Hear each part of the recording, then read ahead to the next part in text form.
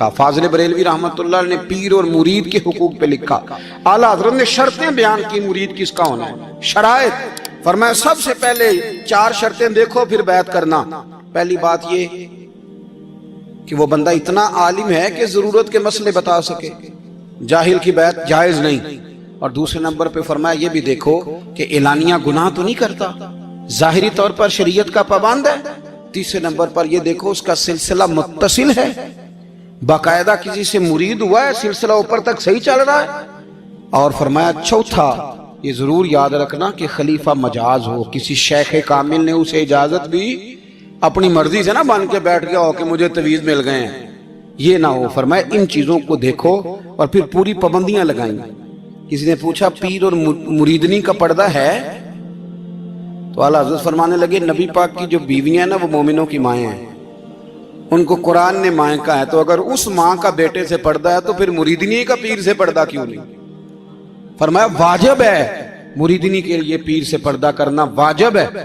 آپ کو ایک بزرگ تھے، انہوں نے اپنے ہاں جلسے پہ بلایا، جب آپ پہنچے تو وہ عورتوں کو ننگے منہ تعویذ دے رہے تھے، آپ نے دور سے دیکھا تو واپس آ گئے، وہ دوڑے پیچھے کہنے لگے مولانا کچھ تو خیال کریں، لوگ کیا سوچیں گے، ایسے چلے گئے۔ تو آپ فرمانے لگے شاہ جی آپ نبی پاک کی شریعت کا خیال نہ کریں تو میں آپ کا خیال کروں؟ شریعت اسلامیہ کا خیال نہیں کر رہے، بے پردہ عورتوں میں بیٹھے ہو۔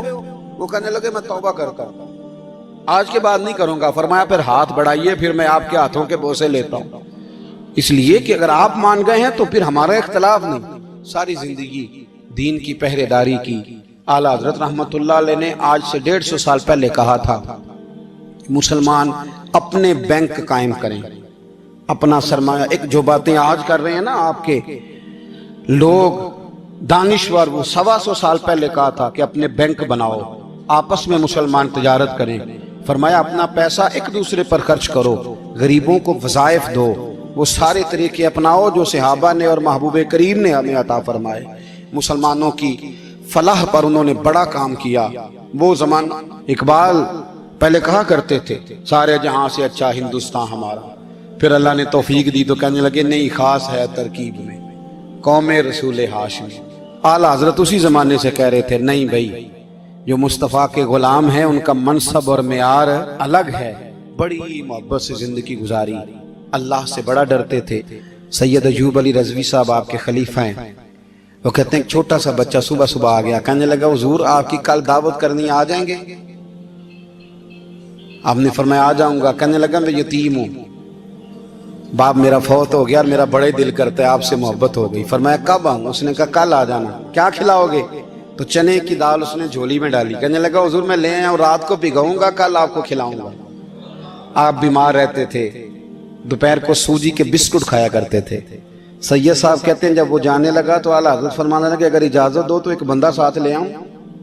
کہنے لگا لے آؤ۔ فرماتے ہیں اس کے گھر گئے تو اندر بیٹھنے کی جگہ بھی نہیں تھی، 1000 کتاب کے مصنف، لاکھوں کروڑوں مریدوں کے پیر، امت مسلمہ کتنے بڑے لیڈر، کہتے ہیں اس نے نا باہر گلی کے باہر دروازے کے باہر چٹائی بچھا دی۔ کہنے لگا حضور اندر جگہ نہیں ہے، میری اماں ہے اور آپ عورتوں سے بڑا پردہ کرتے ہیں۔ اعلیٰ حضرت باہر بیٹھ گئے زمین، اس کو کہتے ہیں لاجپال پیر، باہر بیٹھ گئے۔ وہ چنے کی دال لایا اور باجرے کی موٹی روٹیاں، آپ کو تکلیف رہتی تھی پیٹ میں، آپ وہ چیزیں استعمال نہیں کرتے تھے، پر 1.5 روٹی کھائی۔ کھانے کے بعد کہا جائیں؟ کہنے لگا نہیں میری اماں آگ جلا رہی ہے، چائے پی کے جانا۔ وہ چائے آئی، جو بندہ سڑک سے گزرتا حضور جہاں بیٹھنے، فرمایا جاؤ کام کرو، دعوت ہماری ہے تمہاری نہیں، جاؤ اپنا کام کرو۔ وہاں بیٹھ کے کھانا کھایا۔ جب واپس نکلے تو اس بچے نے اجازت دی جائیے۔ واپس آئے تو کچھ چہرے پہ کمزوری کے آثار تھے، کچھ تکلیف پیٹ میں شروع ہو گئی۔ سید صاحب کرنے لگے حضور آپ نے کیا کیا، بیمار ہو جائیں گے؟ فرمانے لگے ایوب علی یار بیماری تو ٹھیک ہو جائے گی، پر تو نے دیکھا نہیں یتیم کا دل کتنا راضی ہو گیا ہے، کتنا راضی ہو گیا اس کا دل، کتنا وہ خوش ہوا ہے۔ اور فرمایا جب یتیم راضی ہوتا ہے تو اللہ بھی راضی ہوتا ہے، اللہ کے نبی بھی راضی ہوتا ہے۔ بڑی پرہیزگاری والی زندگی گزاری۔ 3 باتیں ان کی زندگی کا اصول تھا۔ ایک فرماتے تھے تمسک بالدین کرو، مضبوطی کے ساتھ دین کو پکڑ لو، اور دوسرا فرماتے تھے جو اللہ رسول کے دشمن ہیں ان سے ہمیشہ بچو، جو ذرا بھی کہیں بے ادبی کرے اس سے پرہیز کرو، اور تیسرے نمبر پہ فرماتے تھے اگر سکھی جینا چاہتے ہو تو عشق رسول میں جینا چاہتے ہو۔ لوگ کہتے ہیں نماز میں دل نہیں لگتا، محفل میں سرور نہیں آتا، ہم جب اینک تنقید کی لگا کے جاتے ہیں تو کیسے مزہ آئے گا؟ جب ہم سامنے والے کو اچھا ہی نہیں سمجھ رہے، سب سے اچھے ہم خود ہیں۔ میں اکثر کہا کرتا ہوں کہ جب تک ہم تھوڑا سا نیچے بیٹھ کے اوپر نہیں نہ دیکھتے، بندے ہمیں بڑے نظر نہیں آئیں گے، چھوٹے چھوٹے نظر آئیں گے۔ ہم ہمیشہ اوپر کھڑے ہو کے نیچے دیکھتے۔ مہربانی فرمائیں۔ بڑی شاندار بات لکھی اعلیٰ حضرت بریلوی نے ملفوظات شریف میں۔ آپ فرماتے ہیں 2 بڑے زبردست قاری تھے، تلفظ اچھا ہی ہونا چاہیے، لیکن اس کا یہ مطلب نہیں کہ پھر آپ سب پہ تنقید ہی کرتے رہے۔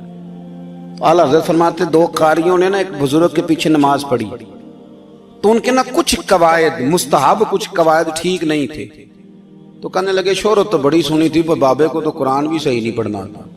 یہ اعلیٰ حضرت نے لکھا ہے، چھوڑو جو یہ بھی کو بلی ہے۔ فرماتے ہیں بس مستحب قواعد ٹھیک نہیں تھے، جو چیزیں ضروری ہیں وہ ٹھیک پڑھتے تھے بابا جی۔ اب ان دونوں نے تنقید کی دل میں، اور باہر نکل گئے ایک دوسرے سے کہنے لگے یار کتنا سوچ کے آئے تھے، پر یہ تو قرآن پاک بھی ٹھیک نہیں پڑھتے۔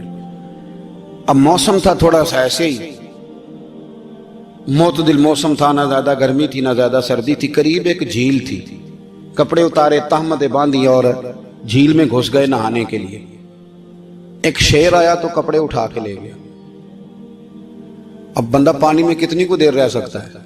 موسم بھی معتدل تھا، بڑی گرمی میں بھی بندہ زیادہ نہیں رہ سکتا، ٹھٹھرنے لگے، پریشان ہو گئے، کانپنے لگے، جائیں تو کدھر جائیں، بڑے پریشان۔ اب شیر بیٹھا ہے سامنے اور پہاڑی کے اوپر وہ بیٹھا کپڑے لے کے۔ اعلیٰ حضرت فاضل بریلوی رحمت اللہ تعالیٰ علیہ فرماتے ہیں کسی نے جا کے بزرگوں کو بتایا کہ وہ آپ کے مہمانوں کے کپڑے لے گیا شیر، تو ٹھٹھر رہے۔ وہ بزرگ آئے اور آ کے نا تو شیر کو آواز دی، اللہ ہر مشکل دی کنجی یارو ہاتھ مرداں دے آئے۔ شیر کو آواز دی، کہنے لگے ادھر آئے نا، وہ آیا تو تھپکی